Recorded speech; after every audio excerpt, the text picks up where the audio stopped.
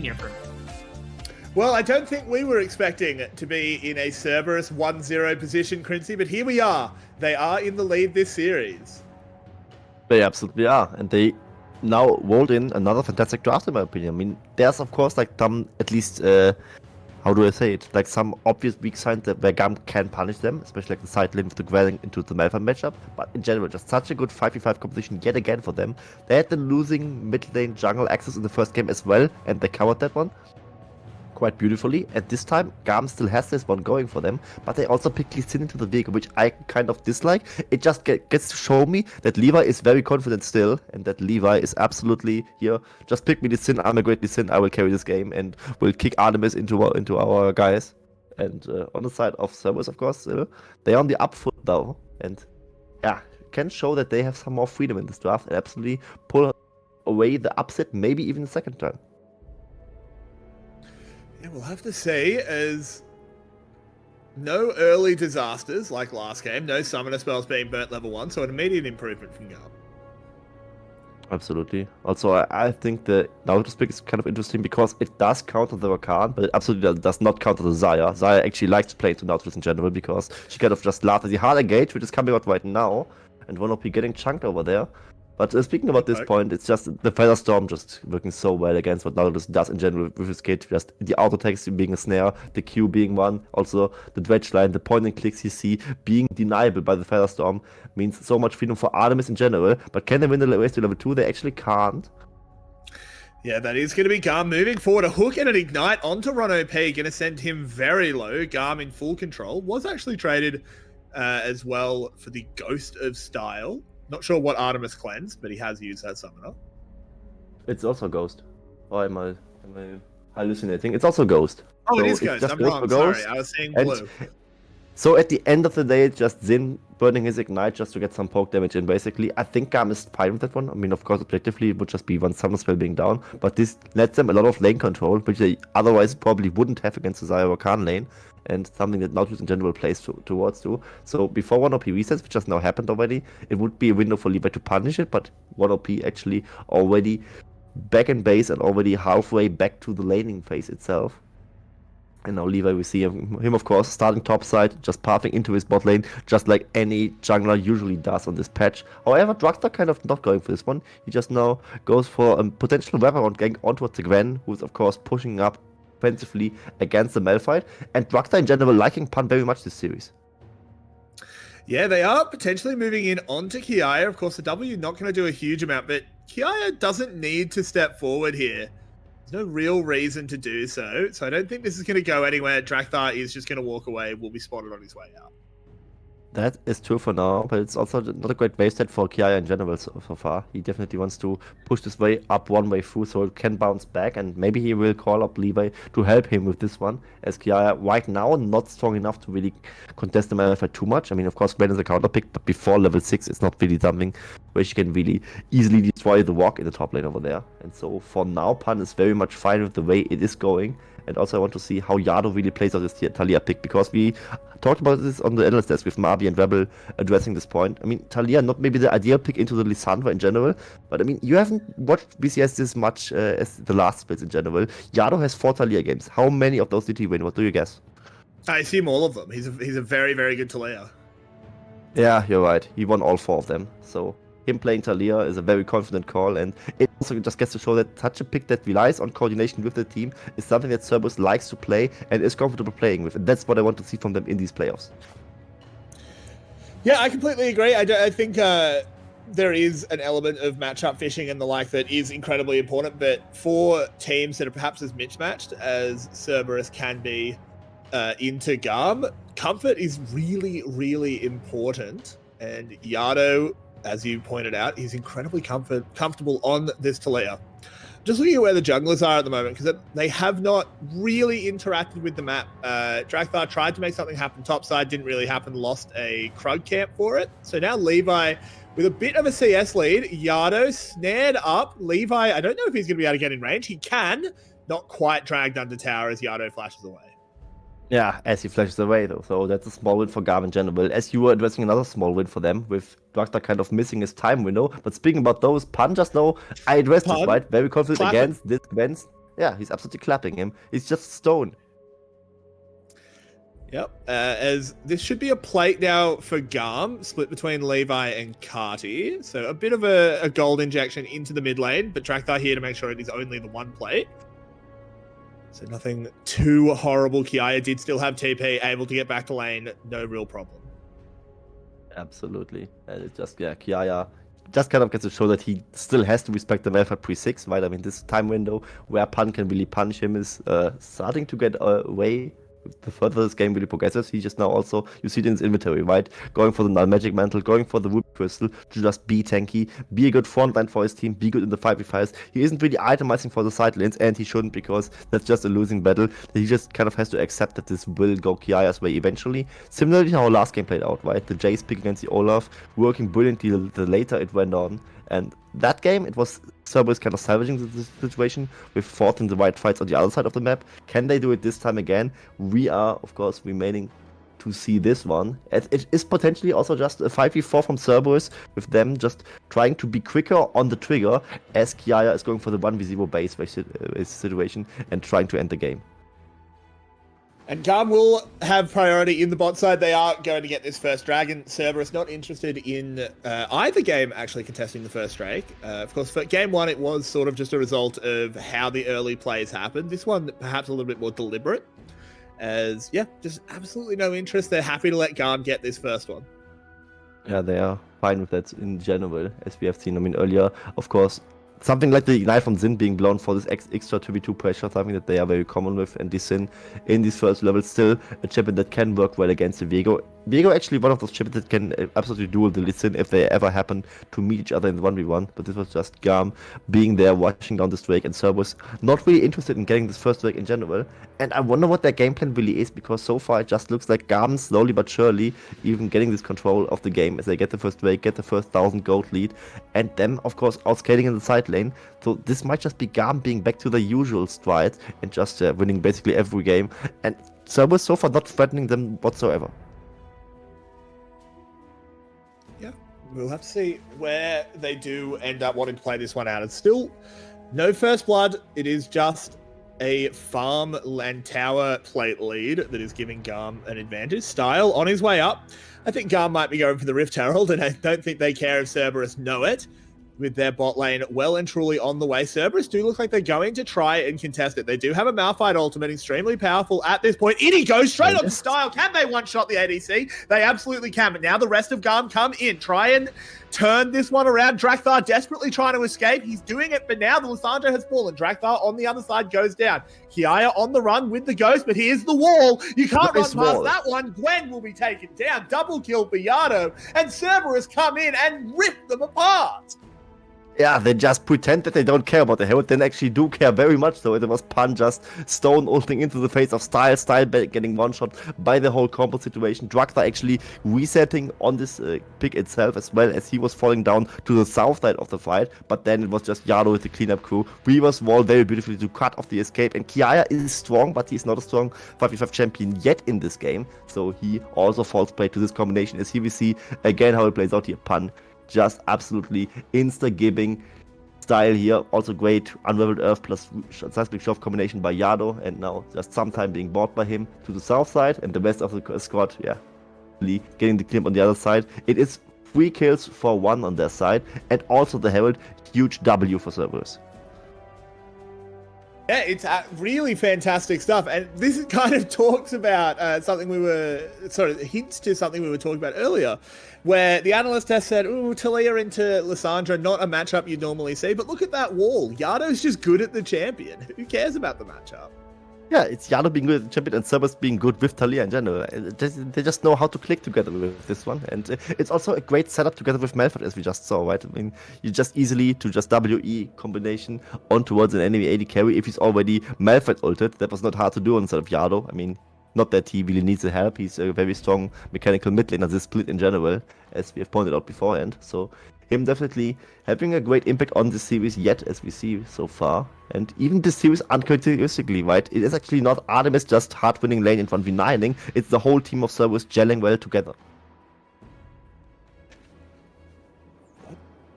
with that fight, it is now Cerberus in the lead. They were about 700 gold down, so it's around about a 1k gold swing. Not bad at all for the dogs. Let's looking at the items. Has there been any breakpoints accelerated to? It's pretty much just that lost chapter for Yardo where there's a significant lead. Yeah, so far not really any breakpoints that we can really write home about, as we see the items not really being completed, but we see Draktar kind of being in an awkward spot, but he has all the components for the Divine Thunderer, but not the Divine Thunderer itself, as we see here. Of course, the damage being done for this Rift Herald fight we just now saw, the Rift Herald itself being charged onto the mid lane, will grab them almost 2 plates at one instance, but Yardo, of course, with his auto attacks, with the wave together, will secure another plate on their side, so this just now nets them another gold, and actually the first small lead for them overall in this game. However, that's not enough, right? You definitely need to make more out of it and just still keep going for these 5v5 fights, maybe even 5v4 fights, depending on what Kiaya plans to do, and just keep ripping GAM apart where they stand. Style doesn't have an easy game this time. Yardo flashing away, doing well there, because Zin really botched the hook. They're going to go again. He goes gold for now. I don't know if he has another escape in him. Tries to turn it around, but the shutdown goes over to Levi. Yeah, just good catch by GAM, and Cerberus not really respecting that it was possible to happen. Yardo even using the flash despite going down is of course a small waste on their side, but this is just them collapsing the 3v2. Draktar was around, but he wasn't really contesting the situation, as they were kind of knowing we shouldn't chase the losing play over there, just accept the fate of Yardo. And this Levi with his first kill, maybe time for him to make like some impact, and also getting quicker to his Godwinker power spike where he can still at least duel the vehicle to some extent. Now Crincy. We crest this 12-minute mark. We have a second Drake on the map. This one that looks to be going over to Cerberus uncontested.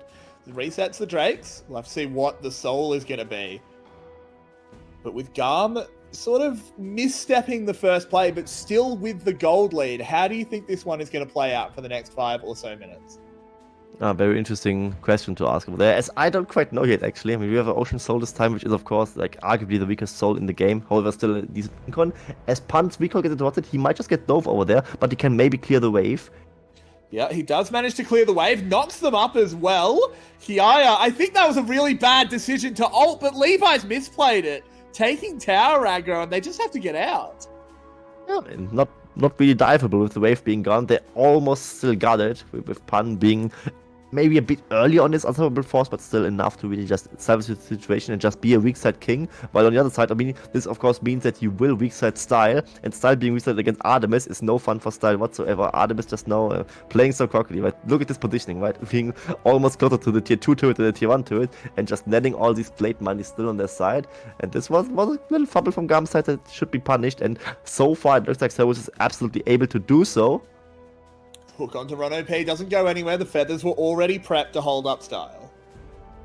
Absolutely, and I want to go back to the question you asked me earlier, as we were interrupted by the dive play on the top side. It is this game, what I expect to do is just Cerberus grouping for objectives, trying to force them down, maybe baiting GAM into these situations that they can't really fight off well before Kiaya scaling really kicks in for the side lane. Or at the other hand, what they could also go for is trying to catch out Kiaya, because he will inevitably be someone that pushes up really far in these situations in general, as he just wants to melt these turrets, right, while his team is kind of holding off. And I just now want to look at, for the side of GAM, how Style can really play out this team fights, if he can play the team fights at all, because he isn't really in a nice situation there. Zeri with no Enchanter this time, he plays against Malphite Talia, won't be easy for him, and if he can deal any damage, while Artemis has a bit of a field day this time. And now on their side, I want to look out for Pun, as he gets counterpicked this time, but still definitely wants to impact those team fights. Looks like a big shift of the play up towards the top side of this river. 15 seconds on the second herald, and GAM are really repping that they wanted a lot of commitment and a lot of resources into what is generally considered a fairly low value objective. Yeah, I'm also surprised, because I think GAM shouldn't really be the team that forces these group situations. Oh, flash over the wall from Zin. They want to go straight in. Pun in so much trouble. Can't even get the ultimate off. He just gets one shot. But on the other side, they kill Kiaya. Yeah, just the kill to Kiaya is a consolation prize, and it's definitely a huge consolation prize, because in this situation it was just them. Style going low, knocked up, Hook trying to disengage this one. Oh no, Ron OP might have bit off more than he could chew. Yardo wasn't really able to follow up with damage. Cardi burning a flash. Oh my word. Interesting situation to try to catch Styler, but they didn't have Artemis with him, so they can't really DPS him down. It is just now Artemis being on the top side because he was catching Kiaya with the boys, and this could be a smite fight. Both junglers are It is around. going to be a smite fight. They are here. Levi's had to dance back out, so that is going to go over to Cerberus, but can they trade it for a kill onto Yado? Good knockback onto Cardi, but it's not going to be enough. Traded back, but it was a kill onto Zin as well, and now Levi and Style could be in trouble. Roto P is here. Lovely Q to find Artemis to get some distance, try and get out, but he gets locked up in the end regardless. Can he get the kill onto Artemis? What? He can! Levi is built different! What was that God Rigger? He was looking absolutely insane. He looked like that too, right? And Artemis just getting the kill, but he just gets himself out and actually just straight up kills Artemis with all the damage he possesses, just kicks him into the face. And this shouldn't have been a GAM winning play in general, as here we see Kiaya being called out by Artemis and Draktar on the top side of the fight, while they were catching Pan on the bottom side of the Herald River area. And this ultimately, even with the Herald, I think it went down to Cerberus, yeah, it went down to the side of Draktar. This was just now Levi against Artemis, maybe the most iconic players of the VCS in recent times. Just Levi looking to be the better of those two in this situation at least. We go from replay to replay. Weaver Small, it's just Yard also playing distraction, flashing out early and just buying time for the 3-man squad of GAM. They kind of need to kill him, but they also take a lot of time for this one. And this was just now them trying to catch out Style and Levi. I think they get Style out, and now Levi should be the one that falls. But Levi outplaying them with the mobility, and just now look at this God hitting this come out right now. Plus 501 HP, and he just now, yeah. Yeah, Draktar thought this play was a done deal, right? So he was like, okay, Artemis takes a kill, I don't want to kill steal it or whatever. And then, yeah, Levi just like, okay, that's disrespectful, man. I just kicked Artemis in the face and get out. Yeah, and you shouldn't disrespect Levi in best of 5. Yeah, absolutely. That Draktar heartbreaker really did not look great in the replay. But of course, hindsight It was a heartbreaker for Artemis, I'll tell you that one. Yeah, very, very true.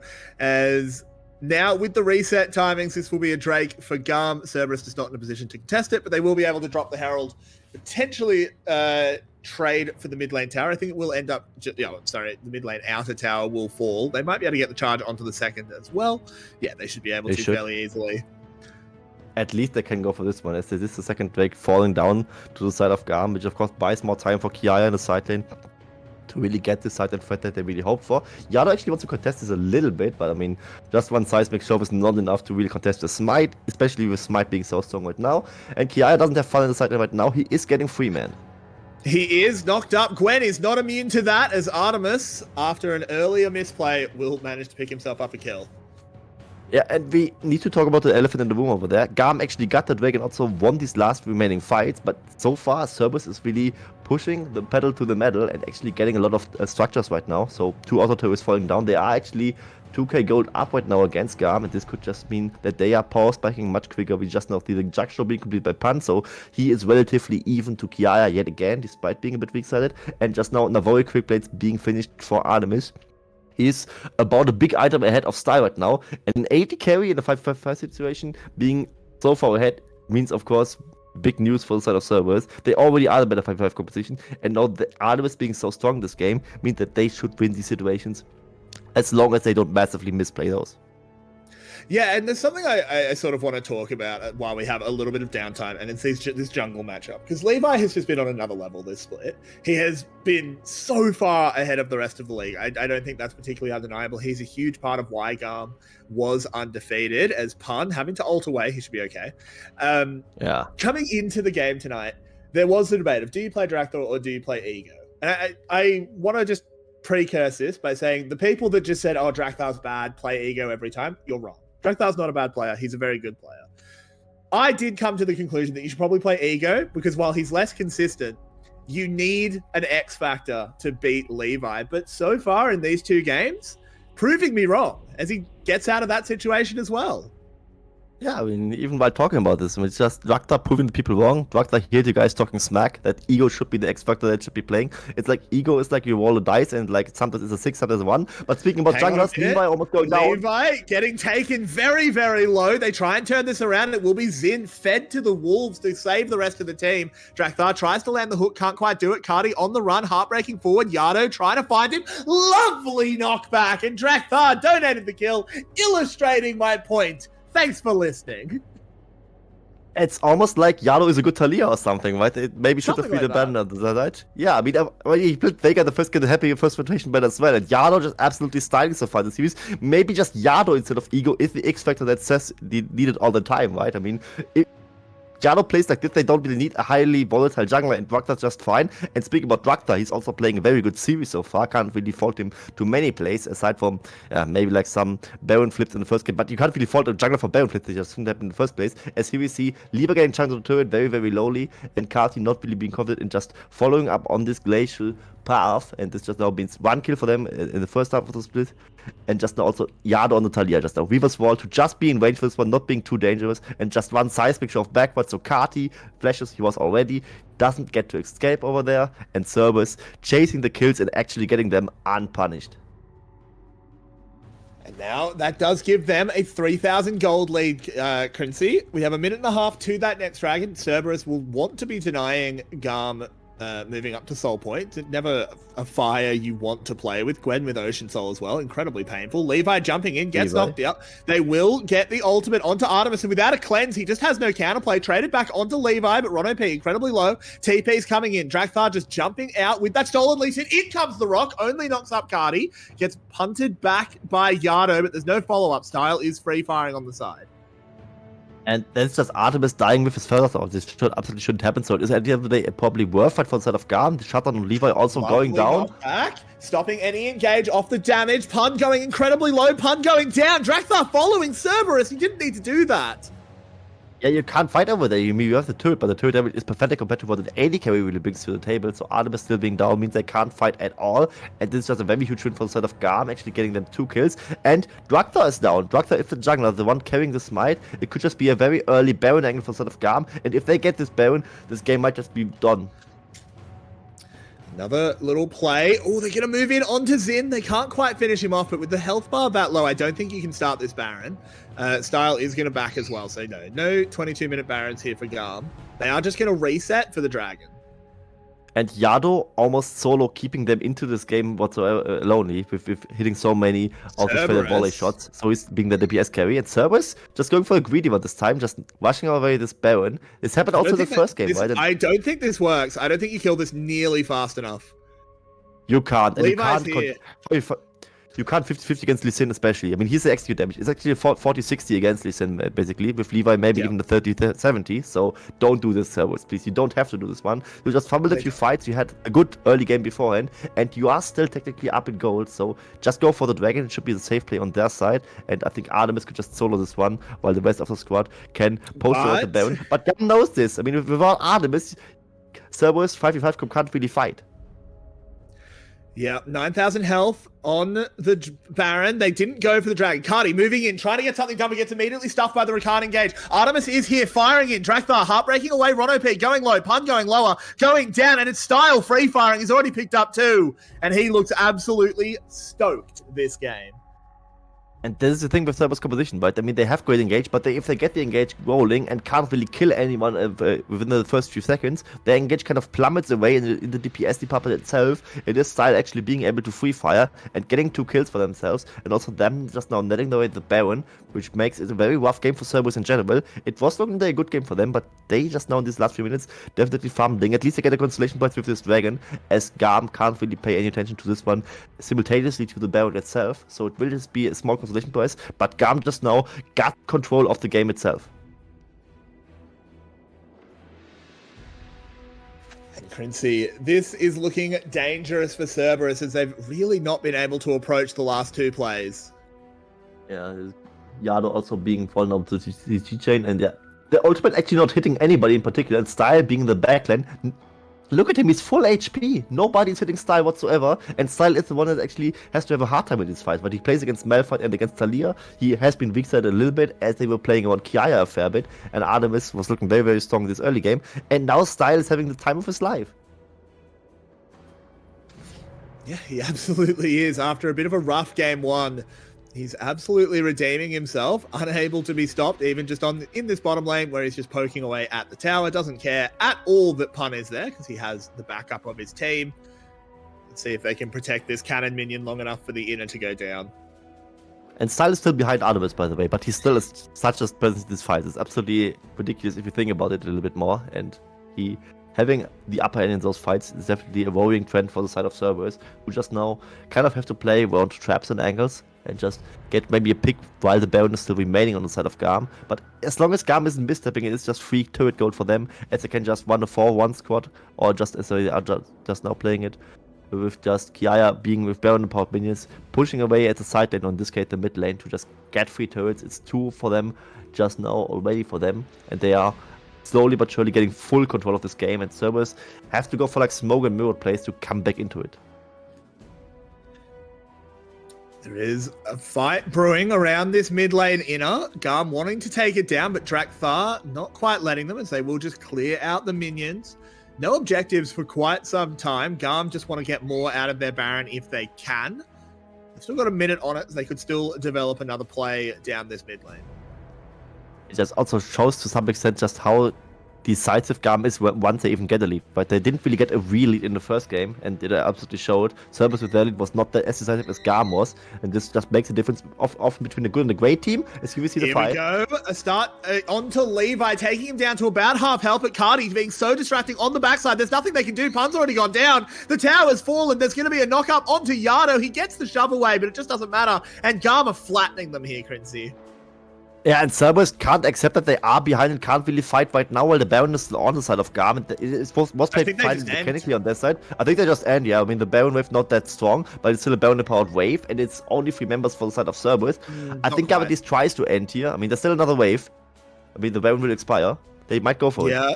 They might try it, and with a kick like that, why wouldn't you? As Artemis caught out, taken down, in goes Levi as well. Another hook landing from Zin. He's been an absolute sniper, and the rest of Cerberus are melting away. The towers will fall, and GAM firing immediately back after a banger of a game 1. If this Nexus will fall, let's see if there can be any miracle plays. No, there cannot. GAM will take game 2, and we are back to 1-1. And I hate to say this, but this is a Cerberus